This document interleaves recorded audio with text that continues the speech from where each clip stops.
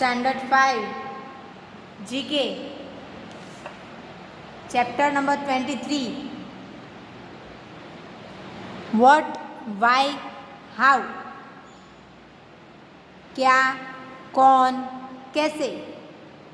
Question answers है कुछ नई जानकारी के साथ किस तरह से क्या कौन बनाता है, कैसे बनाता है, क्यों बना हुआ है, ये सारे क्वेश्चंस है उनके साथ दिए गए हैं। चलिए कौन से हैं? तो फर्स्ट है how is lead put into a pencil. Pencil में ये उनकी लीड जो होती है वो अंदर कैसे रखी जाती है। तो a pencil is made up of 2 pieces of wood with each piece having a groove. Pencil एक ऐसी चीज़ है जो 2 पीस से बनती है, लकड़ी की 2 पीस से बनती है। उसमें दोनों पीस में each piece having a groove, मतलब ऐसा भूसा जैसा, जिससे वो भूसे से बनी है। Lead which is a mixture of graphite and clay. ये जो लीड है ये किससे बनी है? ग्राफिट एंड क्ले, इन दोनों के मिक्सचर से ये लीड बनी है। Is placed inside the groove before the pieces are stuck together. पहले इस तरह से 2 पीस होते हैं पेंसिल के, और ये लीड होती है ग्राफिट एंड क्ले की मिक्सचर की। बीच में ज़रा सी जगह रखी होती है। इन दोनों पार्ट्स के बीच में पहले ये लीड को रखी जाती है, फिर इन दोनों पार्ट को ऐसे चिपकाया जाता है ताकि बीच में ये लीड जो है वो चिपक जाए, और चिपक जाने की वजह से वो इस तरह से शेप में बन जाती है, और बन जाती है हमारी पेंसिल, जिससे हम लिखते हैं। आया समझ में? चलिए, why do we have goosebumps. हमारे रोंगटे क्यों खड़े हो जाते हैं? ऐसा क्यों होता है? तो goosebumps are involuntary little bumps on the skin at the base of our hair when we are exposed to cold और when we are excited, scared और सरप्राइज्ड। ये गूज़बम्प्स ऐसी चीज़ है जो कि हमारे स्किन के ऊपर छोटे छोटे बम्प्स क्रिएट करती है, और वो डिपेंड करता है हमारे हेयर के ऊपर। अगर हमारी बॉडी में हेयर ज़्यादा है तो वो गूज़बम्प्स ज़्यादा दिखते हैं, यहाँ पे दिख रहा है देखिए। और हमारे हेयर जो है वो छोटे छोटे हैं, वो तो छोटे छोटे गूज़बम्प्स आते हैं। और वो उसके ऊपर होता है कि जब हम ज़्यादा कोल्ड एक्सपीरियंस करें, बहुत ठंड लगती है, तब हमारे रोंगटे खड़े हो जाते हैं, या फिर हम एक्साइटेड हो, डर जाए, या फिर सरप्राइज हो जाए, ऐसा कुछ हो तब हमारे रोंगटे खड़े हो जाते हैं। Having goosebumps is a common reflex action among human and animals. ये गूज़बम्प्स है, ये कॉमन फैक्टर है जो एनिमल में भी आते हैं और इंसानों में भी आते हैं। When we get cold, excited और स्कैर्ड, जब भी हमें ठंडी लगती है, हम एक्साइटेड होते हैं या फिर हम डर जाते हैं, तो हमारा our brain sends signal to our muscles. तो हमारा जो दिमाग है, हमारा ब्रेन है, वो सिग्नल भेजता है हमारे मसल्स को, which then contract resulting in raised hairs and the little bumps on our skin.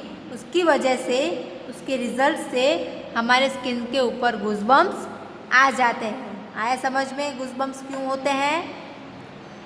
चलिए, if ice is solid, water and solids are denser than liquid, why do ice cubes floated in a glass of water. बर्फ का टुकड़ा जो पानी का एक solid part है, मतलब सॉलिड वाटर है जो, और solid are denser than liquid, और जो सॉलिड है मतलब कोई भी भारी चीज़ है वो पानी से ज़्यादा हैवी है। तो Y do ice cubes floated in the glass of water. तो फिर आइस क्यूब तैरती क्यों है? अगर पत्थर का टुकड़ा लेंगे, पानी में डालेंगे तो वो डूब जाएगा, क्योंकि वो सॉलिड है और पानी हल्का है। लेकिन बर्फ़ भी सॉलिड है, लेकिन उसे पानी में डालने से वो डूबता नहीं है, वो तैरता है। क्यों? तो water is heavier as a liquid. Water जब लिक्विड फॉर्म में होता है, जब पानी होता है, तो वो सॉलिड हैवियर होता है, वजनदार होता है, as a solid when frozen. लेकिन उसी पानी को जब हम बर्फ़ बनाते हैं, फ्रीज़र में रख के उसे सॉलिड बनाते हैं, in ice form water particles expanded making ice less dense than liquid water, तब वो हल्का बन जाता है। पानी जब लिक्विड फॉर्म में होता है, पानी ही होता है, तब वो हैवियर होता है। लेकिन उसी पानी को बर्फ करके जमा करके आइस बना के हम रखते हैं तो वो हल्का बन जाता है। This makes ice cubes floats on water. इसी की वजह से जो बर्फ़ है वो पानी में तैरती है, क्योंकि बर्फ़ जो है वो पानी का सॉलिड पार्ट है, लेकिन वो वज़न में उससे हल्का है, और पानी जो कि लिक्विड फॉर्म में है वो ज़्यादा हैवियर है। आया समझ में? चलिए, why don't birds sitting on A electric wire get a shock? जब भी पंछी इलेक्ट्रिक वायर के ऊपर बैठते हैं तो उन्हें शॉक नहीं लगता है। क्यों? तो a bird sitting on a electric wire has both its feet on the same wire. जब भी कोई बर्ड वायर के ऊपर बैठता है तो उनके दोनों पैर एक ही वायर पे होते हैं। Since it doesn't not touch any other thing और एनी अदर वायर, इसी की वजह से वो किसी और चीज़ को छूते नहीं हैं, किसी और वायर को नहीं छूते हैं, या फिर कोई किसी और चीज़ को नहीं छूते हैं। There is no circuit for the current to flow and give an electric shock. और किसी भी चलते हुए सीधे वायर में शॉक नहीं लगता है। जब कोई दूसरी वायर उससे टच हो या फिर कोई और चीज़ जो कि शॉक लगे ऐसी हो, वो इस वायर को छूती है, दो चीज़ें जब मिलती है तब करंट आता है, तब शॉक आता है। लेकिन जो ये सीधी वायर है जिसे कोई छूता नहीं है और बर्ड भी उसके ऊपर दोनों पैर रख के बैठा है, उसी की वजह से उसे शॉक लगता नहीं है। आया समझ में? चलिए, what colour is a mirror? आईने में कौन सा कलर होता है? A mirror is basically which ever colour is placed before it. Mirror उसमें कोई भी कलर हो सकता है। जो मिरर को लगाने से पहले जो कलर किया हो वो कोई भी कलर हो सकता है, red, yellow, green, blue, white, कोई भी हो सकता है। Like the colour white are capable of reflecting light hitting its surface. जैसे कि वाइट कलर है वो कैपेबल है किसी भी लाइट को रिफ्लेक्ट करने के लिए, उसके जैसा दूसरा दिखाने के लिए।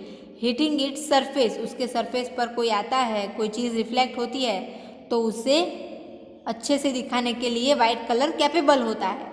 However they reflect light within the range of 5-10 nanometre. लेकिन ये जो वाइट कलर होता है वो रिफ्लेक्ट करता है within the range of 5-10 nanometres. 510 nanometre की दूरी तक ही वाइट कलर का रिफ्लेक्शन अच्छे से पड़ता है। The wavelength of green more than any other colour. ये जो ग्रीन कलर है, वेवलेंथ ऑफ ग्रीन कलर, वो दूसरे कलर से ज़्यादा। Therefore a typical mirror can be perceived as faint green and colour. इसी की वजह से ग्रीन कलर ज़्यादातर यूज़ होता है मिरर में। आया समझ में? चलिए, how do we know the taste of our favourite dish? हमें अपने पसंदीदा डिश का टेस्ट कैसे पता चलता है? तो we have about 10,000 taste buds which are spreaded all over the mouth. हमारे मुंह में इतने सारे टेस्ट बर्ड्स हैं। कितने हैं? 10,000, 10,000 टेस्ट बर्ड है हमारे मुंह के अंदर। हम इतने सारे टेस्ट फील कर सकते हैं। Most of them are on the tongue. उसमें से ज़्यादातर हमारी टंग के ऊपर, जीभ के ऊपर टेस्ट बसे हुए हैं। Some are inside the cheeks, कुछ हमारे गालों के अंदर, some on the roof of the mouth, कुछ हमारे मुंह में जो ऊपर का पार्ट होता है, and some even on the lips, और कुछ कुछ हमारे लिप्स के ऊपर भी होते हैं। अगर गलती से मिर्ची होठ को छू ले, ओ बापा, चीख निकल जाती है, तीखा लगा। This taste bud help us identify different taste, इसी अलग अलग टेस्ट बर्ड्स की वजह से हम अलग अलग टेस्ट को आइडेंटिफाई कर सकते हैं कि ये तीखा है, मीठा है। ओके, आया समझ में? चलिए, how do cats land on all 4 feet always, बिल्लियाँ किस तरह से जब भी लैंड करती है तो अपने चारों पैरों के ऊपर लैंड करती है। अगर हम भी ऊपर से नीचे जंप करेंगे तो 1-2 पैर आगे पीछे होगा या उस तरह से जंप करेंगे, लेकिन ये बिल्लियाँ किस तरह से अपने चारों पैरों से नीचे आती है। तो cats possess a characteristic known as the righting reflex which helps them determine up from down while jumping or falling. बिल्लियों के पास ऐसा रिफ्लेक्स होता है, ऐसा राइटिंग रिफ्लेक्स होता है जिनके ऊपर से वो अंदाज़ा लगा सकती है और उसकी हेल्प से वो कहीं से भी जंप करे या फिर फॉल करे तो गिरे तो वो अपने चारों पैरों के ऊपर गिरती है। Their innate sense of balance and flexible bone structure help them position their bodies and land on their feet. उनका जो बैलेंस सेंस है कि मैं कहीं से भी जंप करूँ मेरा बैलेंस बिगड़ेगा नहीं, मैं सीधा ही कूदूंगी, वो। एंड फ्लेक्सिबल बोन, उनके जो बोन होते हैं वो फ्लेक्सिबल होते हैं, हमारी तरह नहीं होते हैं। हमें अगर यहाँ से हमारा हैंड ऐसे टर्न करना है तो नहीं होगा, सिर्फ यहीं से ही होगा, लेकिन बिल्लियों का ऐसा नहीं है। उनके जो बोन्स हैं वो फ्लेक्सिबल है, इस वजह से उनका जो स्ट्रक्चर है वो उससे अपनी बॉडी को नीचे ज़मीन पर जंप करने के लिए, पोजीशन लेने के लिए मदद करता है। इसकी वजह से वो अपने चारों पैरों के ऊपर सीधा जंप करती है। Next, why do the wheels of a fast car appear to move backwards? हम देखते हैं जब भी कोई कार स्पीड में जाती है तो हम देखते हैं कि उसके व्हील्स जो है वो उल्टे चल रहे हैं। होते वो सीधे ही हैं तो ही सीधी चलेगी ना कार, लेकिन हमें दिखने में वो ऐसा लगता है कि वो व्हील्स उल्टे चल रहे हो। ऐसा क्यों होता है? तो our eyes capture images at a rate of 10 to 12 times every second and our brain fills in accordingly for the time lapsed in between. हमारी आँखें कोई भी चीज़ को 10 से 12 हर सेकंड में 10 से 12 चीज़ें देखती हैं और हमारे ब्रेन को बताती है। उसी तरह से हमारा ब्रेन उसके अकॉर्डिंग काम करता है। And for the time lapsed in between, और इसके बीच का जो टाइम है उतनी ही देर में हमारी आंखें और ब्रेन एक साथ काम करके सामने की चीज़ देखते हैं। इन केस ऑफ व्हील्स और फैंस, व्हील्स में और ऊपर पंखा जो चलता है उसमें, when the rotation is faster than what human eyes can capture, उनकी जो रफ्तार है वो हमारी आंखें देख सके उससे ज़्यादा तेज़ हो, then they appear to spin anticlockwise, तब हमें ऐसा दिखता है कि वो एंटी क्लॉकवाइज चल रहा है, मतलब उल्टा चल रहा है। If the speed of the object coincides with the capture speed of the eye, तो ऑब्जेक्ट वुड अपीयर स्टिल। जो सामने वाली चीज़ चल रही है उसकी स्पीड हमारी आंखें देखकर समझ सके उतनी स्पीड हो तो हमारी आँख उसे सीधी ही देखती है, लेकिन जब भी हमारी आंखें देख सके उससे ज़्यादा स्पीड में कोई चीज़ चल रही है तो वो एंटी क्लॉकवाइज हमें दिखेगी। This phenomenon is known as the stroboscopic effect. इसे क्या बोलते हैं? स्ट्रोबोस्कोपिक इफेक्ट बोलते हैं। कि चल रहा है सीधा, लेकिन हमारी आँख उसे अच्छे से नहीं देख पाती, तो हमें वो एंटी क्लॉकवाइज दिख रहा है। अब आया समझ में हमें क्यों उल्टे व्हील चलते दिख रहे हैं। चलिए, कोई क्वेरी हो तो बताना, ओके। तो ये थे आपके व्हाट, व्हाई एंड हाउ। अब हम देखेंगे chapter number 24, space the final frontier. क्या है ये स्पेस? कौन पहले गया, कौन पहले आया, कौन सा रॉकेट पहले गया था, क्यों गया था, वो हम देखेंगे। The modern age has rightly been called the space age. अभी का जो एज है, जो चल रहा है, उसे क्या बोलेंगे? Space age. Space is a researcher's paradise. अभी के टाइम पे सबसे ज़्यादा रिसर्च स्पेस के ऊपर हो रही है। It has always been the dream of mankind to know more about it.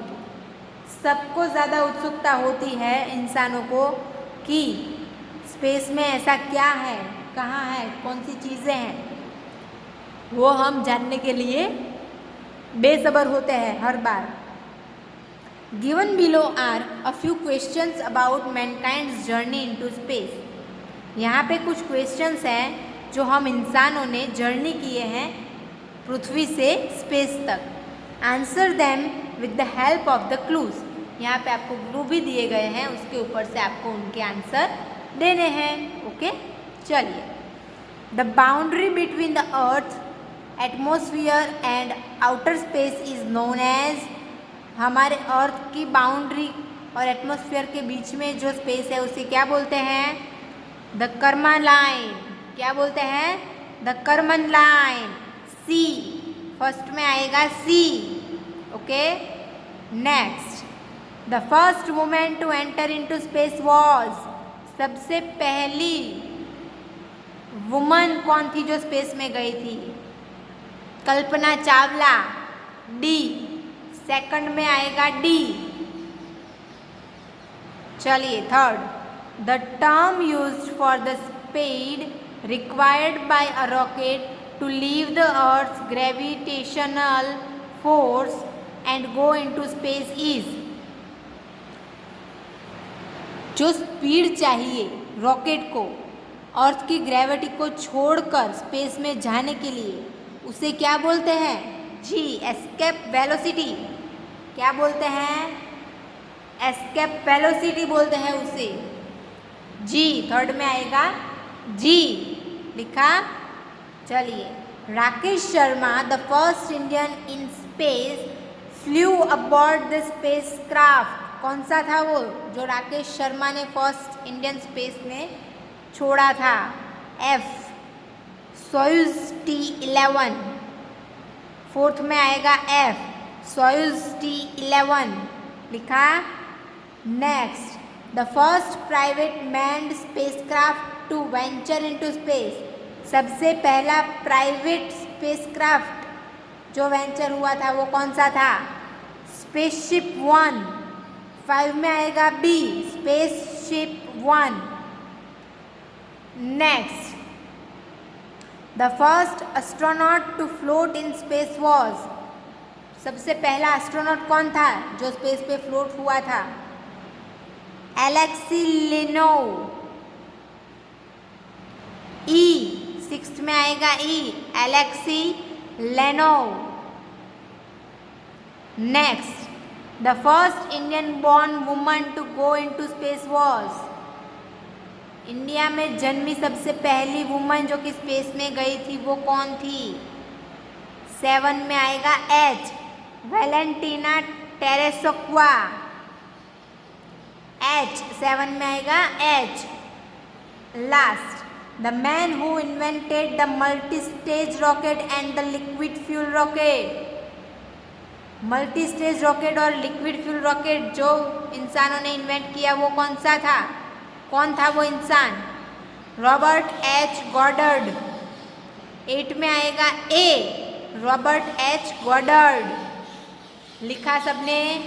आया सबको समझ में स्पेस के बारे में? तो हमने पढ़ा what, why, how and space the final frontier, ये दोनों आपको अपनी जीके नोटबुक में लिखने हैं। चैप्टर 23 में कोई भी 3 क्वेश्चन लिखने हैं आपको, चाहे वो पेंसिल हो, गूज़बम्प हो, आइस हो, शॉक के बारे में हो, मिरर, टेस्ट, कैट या फिर स्पीड। यहाँ पे 8 क्वेश्चन है, 8 में से आपको कोई भी 3 लिखने हैं, कोई भी 3 क्वेश्चन आंसर पूरे लिखने हैं, जो भी लिखे वो, ओके। वो आपको, चाहे आप पेंसिल लिखे तो पूरी पेंसिल, बर्फ़ लिखे तो पूरा बर्फ़, इस तरह से कोई भी 3 जो आपको पसंद आए आपको अपनी जीके की नोटबुक में लिखना है। और यहाँ स्पेस में हर बार हम लिखते हैं उसी तरह से, पहले question and then answer, answer में ऑप्शन नहीं, उसके नेम, ओके। सी मतलब द कॉमन लाइन, तो पूरा आपको लिखना है। आया समझ में? आपका होमवर्क क्या है? Right any 3 question and answer from chapter 23 and right chapter 24 in your GK notebook. Chapter 23 में से 23 में से कोई भी 3 क्वेश्चन आंसर लिखने हैं और चैप्टर नंबर 24 आपको पूरा अपनी जीके की नोटबुक में लिखने हैं।